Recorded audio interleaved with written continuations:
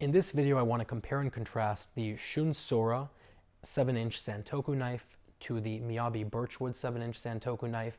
These are two knives that are on completely opposite ends of the spectrum, but they're both sort of my go-to favorite knives in their own categories, so I thought it'd be fun to have a little theoretical discussion of the two.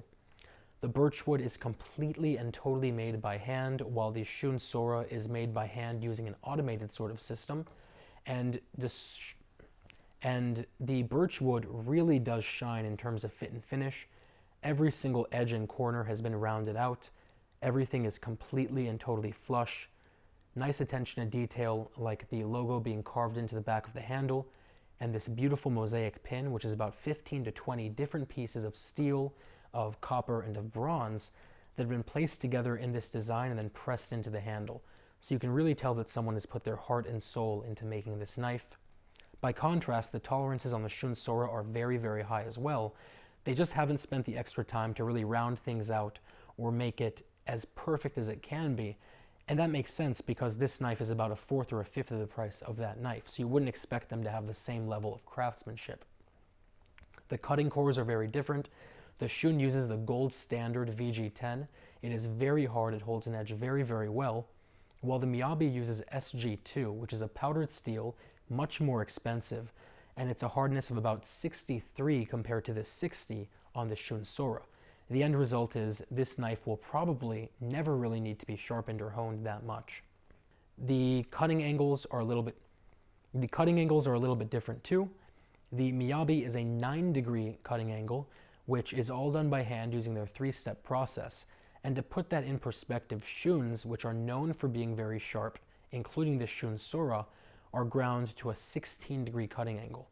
So not only are we talking single versus double digits for the angle, but we're talking an angle that's about 50% thinner, so it is exponentially sharper. The Shun has a layer of stainless steel on either side of the blade, which gives you this beautiful wave design towards the bottom. And the Miyabi has an insane 50 layers of stainless steel on either side of the blade, which gives you this beautiful rose and flower Damascus pattern. The Miyabi has a full tang going all the way through this birchwood handle, and birchwood is a wood that was originally used on the Faberge eggs, just to give you an idea of how rare and prized it was. And it makes sense because when you look at this wood, especially in person, I don't think it's going to be done justice on the video. It is really jaw-dropping as to how beautiful it is. Not only do you have these really dark, sort of flamey pieces of grain in it, but there are also portions that almost look like marble. There are portions that are like here and here and here, almost translucent, and there are portions that are a bit more matte. So the entire piece just looks insanely intricate, insanely beautiful, and it really makes sense why they used it for this knife. The Shun uses a rabbit tang, it ends about right here, but in practical use, it's going to work almost exactly the same as a full tang, and of course, the handle is a very high quality plastic. So at the end of the day, it comes down to what you want. If you want an amazing entry-level knife for not that much money, the Shun Sora is a great choice.